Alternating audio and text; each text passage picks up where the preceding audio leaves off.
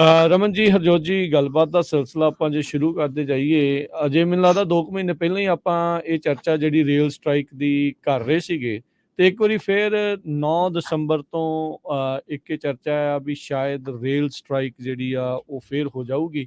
ਸੋ ਆਵਾਜਾਈ ਦੇ ਉੱਤੇ ਕਾਫੀ ਜ਼ਿਆਦਾ ਇਸ ਦਾ ਅਸਰ ਪੈ ਸਕਦਾ ਆ, ਪਰ ਉਸੇ ਦੇ ਨਾਲ ਨਾਲ ਜਿਹੜੀ ਸਰਕਾਰ ਆ ਉਹ ਵੀ ਆਪਣੇ ਤੇਵਰ ਦਿਖਾ ਰਹੀ ਆ। ਉਹਨਾਂ ਨੇ ਹਾਊਸ ਦੇ ਵਿੱਚ ਜਿਹੜਾ ਬਿੱਲ ਪਾਸ ਕਰਤਾ, ਜਿਹੜਾ ਟੈਂਟੇਟਿਵ ਸਮਝੌਤਾ ਜਿਹੜਾ ਇਹਨਾਂ ਦਾ ਹੋਇਆ ਸੀਗਾ ਪੁਰਾਣਾ ਰੇਲ ਰੋਡ ਕੰਪਨੀਆਂ ਦਾ ਤੇ ਉਹਦੇ ਵਿੱਚ ਕੰਮ ਕਰਨ ਵਾਲੇ ਜਿਹੜੇ ਕਾਮਿਆਂ ਦਾ, ਉਸ ਨੂੰ ਇਨਫੋਰਸ ਕਰਨ ਦੇ ਲਈ ਉਹ ਕਾਨੂੰਨ ਦੇ ਰੂਪ ਦੇ ਵਿੱਚ ਉਸ ਨੂੰ ਪਾਸ ਕਰਨ ਵੱਲ ਨੂੰ ਜਿਹੜਾ ਉਹ ਵੱਧ ਰਹੇ ਆ।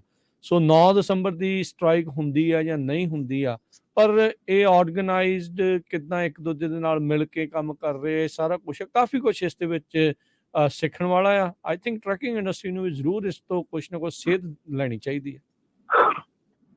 ਜੀ ਬਿਲਕੁਲ ਰਾਜਕਰਨ, ਜਿਹੜਾ ਇਸ ਵੇਲੇ ਹੈਗਾ ਹਾਊਸ ਦੇ ਵਿੱਚ ਪਾਸ ਹੋ ਚੁੱਕਾ ਹੈ ਤੇ ਸੈਨੇਟ ਤੇ ਸਕੈਜੂਲ ਹੈ ਵੋਟ ਲਈ।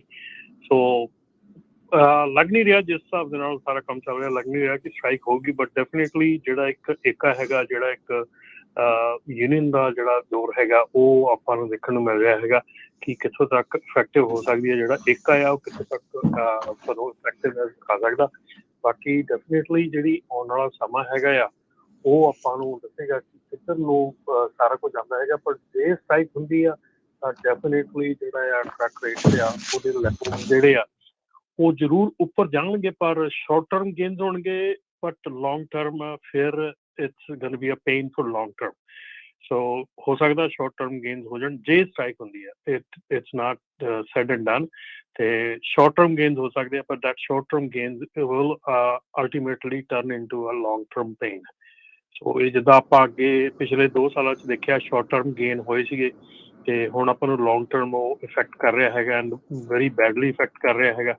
ਸੋ ਇੱਦਾਂ ਹੀ ਜਿਹੜੇ ਸ਼ਾਰਟ ਟਰਮ ਗੇਨਸ ਹੁੰਦੇ ਆ ਆਲਵੇਜ਼ ਲੌਂਗ ਟਰਮ ਦੇ ਲਈ ਉਹ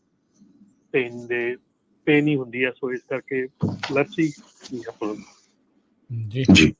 ਸੋ ਬਿਲਕੁਲ ਸਰੋਤਿਆਂ ਨੂੰ ਦੱਸਦੇ ਜਾਈਏ, ਪਿਛਲੇ ਕਈ ਦਿਨਾਂ ਤੋਂ ਆਪਾਂ ਤੁਹਾਡੇ ਨਾਲ ਖਬਰਾਂ ਸਾਂਝੀਆਂ ਕਰਦੇ ਹਾਂ ਵੀ 12 ਯੂਨੀਅਨ ਜੋ ਕਿ 1 ਲੱਖ ਤੋਂ ਵੱਧ ਇੰਪਲਾਈਜ਼ ਨੂੰ ਰਿਪਰੈਜ਼ੈਂਟ ਕਰਦੀਆਂ ਆ ਫਰੇਟ ਰੇਲ ਕੈਰੀਅਰਸ, ਤੇ ਉਹ ਸਟ੍ਰਾਈਕ ਤੇ ਜਾ ਰਹੇ ਆ ਦਸੰਬਰ 9 ਨੂੰ। ਪਰ ਇਹ ਯੂਨੀਅਨਸ ਇੰਨੀਆਂ ਸਟਰੋਂਗ ਆ, ਇੰਨੀ ਇਹਨਾਂ ਦੀ ਲੌਬੀ ਆ, ਇਹਨਾਂ ਨੇ ਲੌਬੀਇਸਟ ਹਾਇਰ ਕੀਤੇ ਆ। ਸੋ ਪਿਛਲੇ ਦਿਨਾਂ 'ਚ ਬਿੱਲ ਪਾਸ ਵੀ ਕਰ ਲਿਆ ਸੀ ਕਾਂਗਰਸ 'ਚ, ਤੇ ਜਿਹੜਾ ਵਾਈਟ ਹਾਊਸ ਆ ਉਹ ਤੇ ਪ੍ਰੈਸ਼ਰ ਬੜਾ ਆ, ਕਿਉਂਕਿ ਜੇ ਸਟ੍ਰਾਈਕ ਹੋ ਜਾਂਦੀ $2 ਬਿਲੀਅਨ ਪਰ ਡੇ ਦੇ ਹਿਸਾਬ ਨਾਲ ਲਾਸ ਹੋਣਾ ਆ। ਇੱਕ ਬਹੁਤ ਵੱਡਾ ਲਾਸ ਹੈ, ਕਿਉਂਕਿ ਆਲਰੇਡੀ ਆਪਾਂ ਰਿਸੈਸ਼ਨ ਵੱਲ ਆ। ਸੋ ਹਾਊਸ ਸਪੀਕਰ ਨੈਂਸੀ ਜੋ ਪਲੋਸੀ ਆ, ਉਹਨਾਂ ਨੇ ਕੱਲ ਕਿਹਾ ਸੀ ਦੁਬਾਰਾ ਕਿ ਫਿਰ ਕੁਛ ਵੋਟ ਕਰਨੀ ਸੀ, ਉਹਦੇ ਬਾਰੇ ਹਜੇ ਅਪਡੇਟ ਨਹੀਂ ਆਈ ਹੈਗੀ। ਪਰ ਜਿਸ ਤਰ੍ਹਾਂ ਰਮਨ ਉਹਨਾਂ ਨੇ ਕਿਹਾ ਹੀ ਆ ਵੀ ਲੱਗਦਾ ਆ ਵੀ ਟਲ ਜਾਊਗੀ, ਮੈਨੂੰ ਲੱਗਦਾ ਨਹੀਂ ਇਹ ਸਟ੍ਰਾਈਕ ਹੋਊਗੀ। ਪਰ ਇੱਥੋਂ ਇਹ ਪਤਾ ਲੱਗਦਾ ਵੀ ਯੂਨੀਅਨਸ ਕਿੱਦਾਂ ਸਟਰੋਂਗ ਆ, ਕਿੱਦਾਂ ਰਲ ਕੇ ਇਕੱਠਾ ਕੰਮ ਕਰਦੇ ਆ। ਹਾਲਾਂਕਿ ਆਪਾਂ ਬਹੁਤ ਵਾਰ ਟਰੱਕਰਸ ਆਪਣੇ ਭੈਣ ਭਰਾ ਜਿਹੜੇ ਸਟ੍ਰਾਈਕ ਕਰਦੇ ਆ, ਤੇ ਇਹ ਵੀ ਮੈਂ ਗਰੰਟੀ ਦਿੰਦਾ ਵੀ ਟਰੱਕਰਸ, ਆਮ ਟਰੱਕਰ ਵੀ ਇਹ ਯੂਨੀਅਨ ਵਰਕਰਸ ਨਾਲੋਂ ਜ਼ਿਆਦਾ ਪੈਸੇ ਬਣਾਉਂਦੇ ਆ। ਪਰ ਫਿਰ ਉਹੀ ਹੁੰਦਾ ਵੀ 2-4 ਦਿਨ ਰੌਲਾ ਪਾ ਕੇ ਆਪਾਂ ਚੁੱਪ ਕਰਕੇ ਬਹਿ ਜਾਂਦੇ ਆ, ਤੇ ਜਿਨ੍ਹਾਂ ਦੇ ਉੱਤੇ ਫਿਰ ਪਰਚੇ ਹੋ ਜਾਂਦੇ ਆ ਉਹ ਵੀ ਨਹੀਂ ਫਿਰ ਬਾਅਦ ਚ ਕੁਸਕਦੇ। ਆਪਾਂ ਦੇਖਿਆ ਸੀ ਓਕਲੈਂਡ ਦੇ ਵਿੱਚ ਜਿਹੜਾ ਪੋਰਟ ਦੇ ਉੱਤੇ 4-5 ਆਪਣੇ ਜਿਹੜੇ ਨੌਜਵਾਨ ਆ ਉਹਨਾਂ ਤੇ ਪਰਚੇ ਹੋ ਗਏ ਸੀ, ਮੁੜ ਕੇ ਉਹ ਸਾਰੀ ਜਿਹੜੀ ਸਥਿਤੀ ਆ ਚੁੱਪ ਹੋ ਗਈ ਬਸ। ਬਿਲਕੁਲ ਜੀ, ਇਹ ਟਾਈਮ ਹੁੰਦਾ ਆ ਕਿ ਟਾਈਮ ਤੇ ਜਦੋਂ ਆਪਾਂ ਐਕਸ਼ਨ ਕਰਦੇ ਹਾਂ, ਟਾਈਮ ਤੇ ਆਪਾਂ ਗੱਲ ਕਰਦੇ ਹਾਂ, ਇਸ ਦੇ ਨਾਲ ਇਸ ਕੰਟਰੀ ਦੇ ਵਿੱਚ ਇਹ ਚੀਜ਼ਾਂ ਜਿਹੜੀਆਂ ਇਹ ਕੰਮ ਨਹੀਂ ਕਰਦੀਆਂ। ਇੱਥੇ ਤੁਹਾਨੂੰ ਲੌਂਗ ਟਰਮ ਜਿਹੜਾ ਆ ਉਹ ਕੰਟੀਨਿਊਸਲੀ ਵਰਕ ਕਰਨਾ ਪੈਂਦਾ ਆ।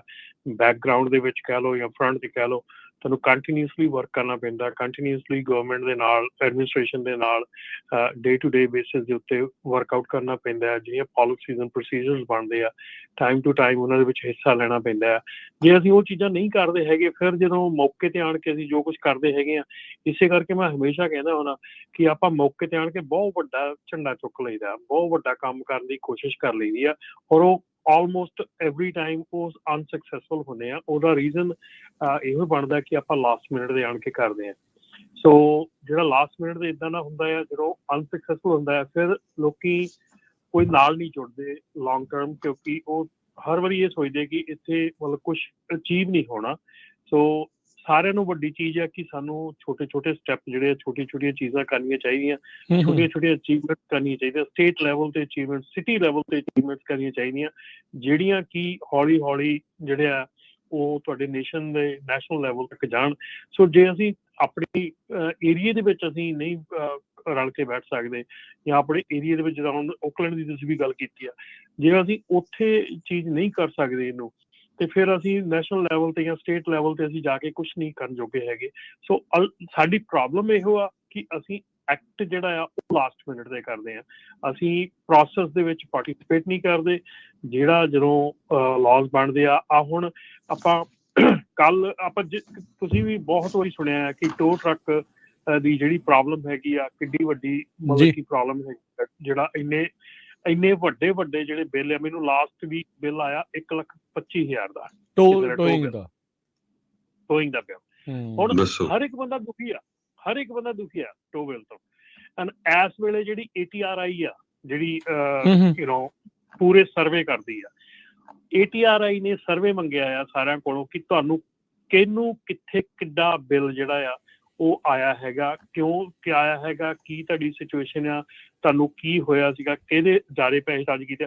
ਹਰ ਚੀਜ਼ ਇੱਕ ਚੀਜ਼ ਉਹਨਾਂ ਨੇ ਸਰਵੇ ਦੇ ਪੁੱਛੀ ਆ। ਮੈਂ ਕੱਲ ਸਰਵੇ ਲਿਆ ਹੈਗਾ, ਠੀਕ ਹੈ, ਔਰ ਉਹ ਚੀਜ਼ ਮੈਂ ਸ਼ੇਅਰ ਵੀ ਆਪਣੇ ਪੇਜ ਤੇ ਸ਼ੇਅਰ ਵੀ ਕਰ ਦਿੰਦਾ ਆ ਕਿ ਉਹ ਜਿਹੜਾ ਸਰਵੇ ਹੈਗਾ, ਹਰੇਕ ਜਾਣੇ ਨੂੰ ਉਹ ਸਰਵੇ ਲੈਣਾ ਪੈਣਾ।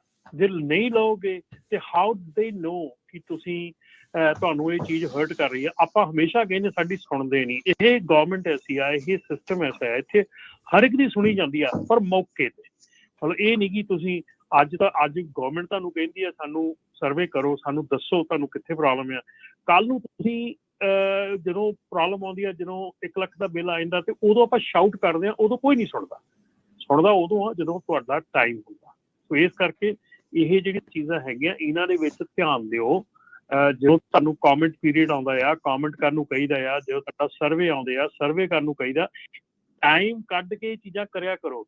ਕੋਈ ਉੱਥੇ ਫੇਸਬੁੱਕ ਤੇ ਹੋਰ ਕਿਤੇ ਕੋਈ ਪੁੱਠੀ ਸਿੱਧੀ ਵੀਡੀਓ ਆ ਜਾਂਦੀ ਆ, ਪੁੱਠੀ ਸਿੱਧੀ ਇੰਡੀਆ ਤੋਂ ਕੋਈ ਖਬਰ ਆਈ ਦੀ ਆ, ਮਤਲਬ ਉੱਤੇ ਅਸੀਂ ਵਹੀ ਘੱਟ ਦਿੰਦੇ ਹਾਂ, ਮਤਲਬ ਕਿ ਕਮੈਂਟ ਕਰ ਕਰਕੇ ਅਸੀਂ ਮਤਲਬ ਉਦੋਂ ਸਾਨੂੰ ਇੰਗਲਿਸ਼ ਪੰਜਾਬੀ ਹਰ ਚੀਜ਼ ਆ ਜਾਂਦੀ ਆ, ਠੀਕ ਹੈ ਨਾ।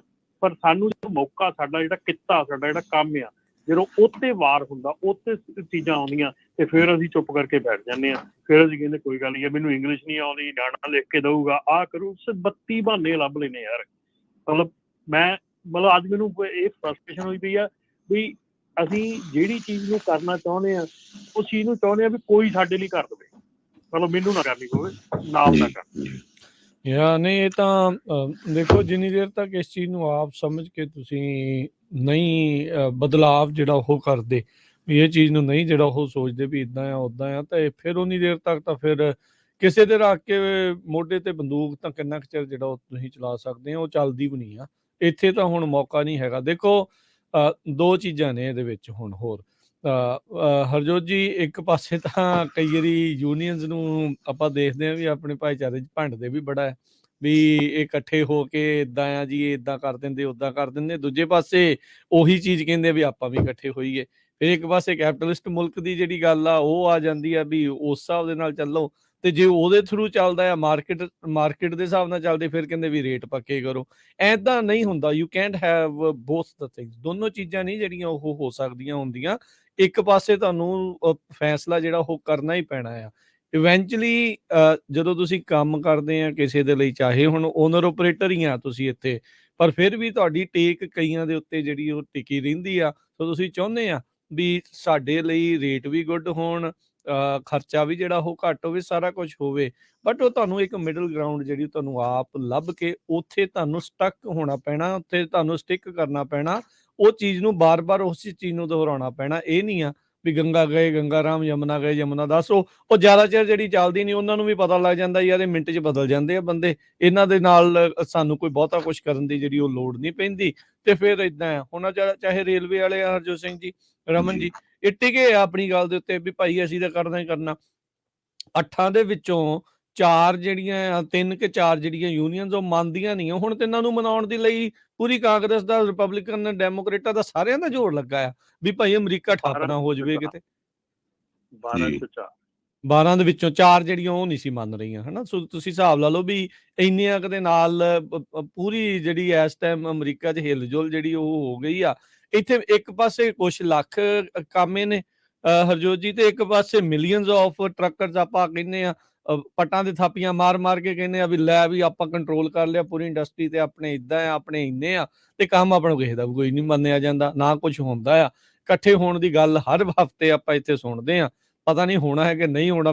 ਜੋ ਨੇੜਲੇ ਭਵਿੱਖ 'ਚ ਨਜ਼ਰ ਆਉਂਦਾ ਆ, ਪਤਾ ਨਹੀਂ ਆ ਵੀ ਇਹ ਹੋ ਸਕੂਗਾ ਕਿ ਨਹੀਂ। ਚਲੋ ਅਸੀਂ ਤੁਹਾਨੂੰ ਫਿਰ ਵੀ ਮੰਚ ਦਿੱਤਾ ਆ, ਤੁਸੀਂ ਭਾਈ ਇਕੱਠੇ ਹੋਣ ਦੇ ਲਈ ਟਰਾਈ ਕਰੋ, ਹੋਵੋ ਕੁਛ, ਜੇ ਕੁਛ ਕਰ ਸਕਦੇ ਆ ਆਪਣੇ ਹੱਕਾਂ ਦੇ ਲਈ ਜਿਹੜਾ ਲੜੋ, ਪਰ ਇਹ ਵੀ ਉਹਦੇ ਲਈ ਕੁਰਬਾਨੀ ਵੀ ਜਿਹੜੀ ਉਹ ਚਾਹੀਦੀ ਆ। ਤੁਹਾਨੂੰ ਕਿਤੇ ਵਿਹਲੇ ਵੀ ਬਹਿਣਾ ਪੈ ਸਕਦਾ ਹੈ, ਤੇ ਉਹ ਸਾਰੀਆਂ ਚੀਜ਼ਾਂ ਇਹਦੇ ਨਾਲ ਆ।